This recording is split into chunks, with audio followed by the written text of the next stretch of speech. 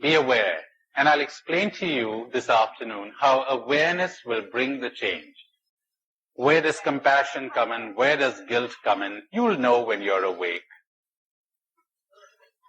If you're guilty right now, how on earth could I explain that to you? And how would you know what compassion is? You know, sometimes people want to imitate Christ. When a monkey plays the saxophone, that doesn't make him a musician.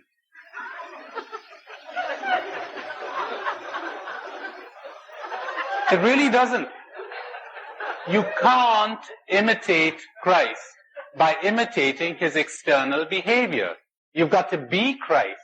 Then you know exactly what to do in a given situation, given your temperament, given your character, given your situation, given the character and temperament of the person you're dealing with. You know exactly what to do. No one can tell you. But for that, you must become. You must be what Christ was. You will know, but merely external imitation will get you nowhere. You may think that compassion is softness. There's no way I could describe compassion to you. There's absolutely no way. Compassion can be very hard. Compassion can be very rude. Compassion can jolt you. Compassion can roll its sleeves up and operate on you. There are all kinds of things. Compassion can be very soft. There's no way of knowing. It's only when you become love. In other words, when you have dropped your illusions and your attachments, that you will know.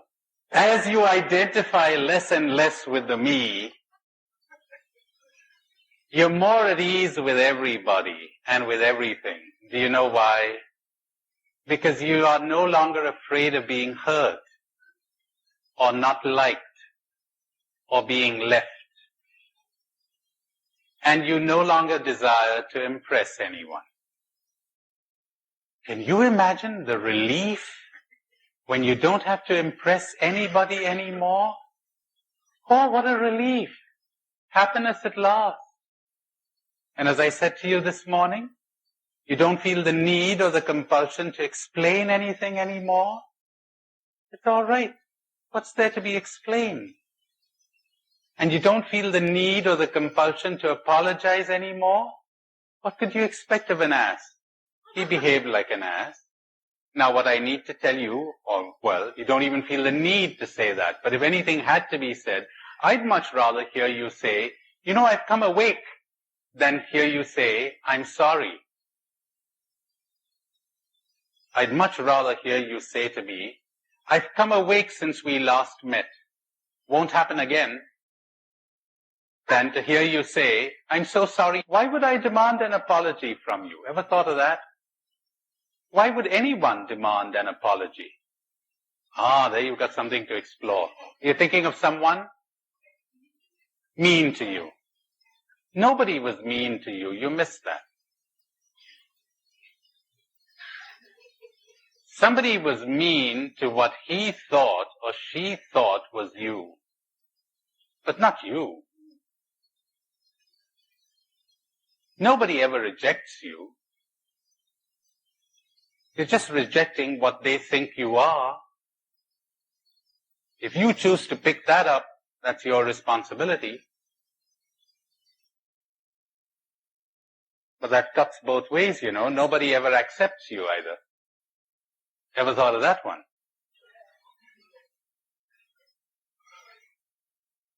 Until somebody is awake, that's the way they're behaving. They're accepting or rejecting their image of you. They've fashioned an image of you, and they're rejecting that, or they're accepting that. It'd be devastating to go deeply into that. A bit too liberating. Very liberating. Somebody talked about compassion. How easy it is to love people when you understand it. How easy it is to love everyone when you don't identify with this or what they think this is. You don't identify. So easy to love them. To love everybody. Yes, Did you understand me to say the thinking I and the feeling me? Oh, I observing me, but not thinking, because me does a lot of bad thinking and good thinking too. But when I watches me, I is constantly aware. This is a reflection. In reality, you don't really think of I and me. In reality, you're like that driver driving the car who doesn't want to lose consciousness of the car ever. Now, are you telling me you want to go unconscious sometimes? It's all right to dream. It's all right to have daydreams, but never lose consciousness of your surroundings. You're always alert. You know, it's like a mother who would be sleeping. She doesn't hear the planes roaring above the house, but she hears the slightest whimper of the baby. She's alert. She's awake in that sense. That's what I mean. So you probably didn't quite get what I was hinting at, or maybe I didn't explain it clearly enough. When a person's awake, the person's awake. Let's get there. Then we'll know. One may not say anything about the awakened state. One can only talk about the sleeping state. One hints at the awakened state. One may not say anything about happiness. Happiness cannot be defined. What can be defined is misery, unhappiness. Drop that and you will know. Love cannot be defined. Unlove can. Drop unlove, drop fear, and you will know. Another hand up there. Yes. Yes. Did anybody hear me say I don't favor meditation? No, that's all right. Meditation's okay. In fact, that's what I'm recommending the whole time. Yes. That's a good one. Wouldn't this cause pain to the people around you who are still asleep? You're causing a lot of pain when you are asleep, you know. Plenty of it. You want everybody to be awake. Good. Meaning yourself too. Now that's a good place to start. Okay.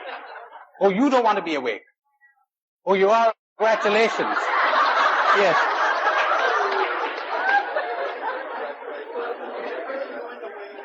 You'll know when you wake up.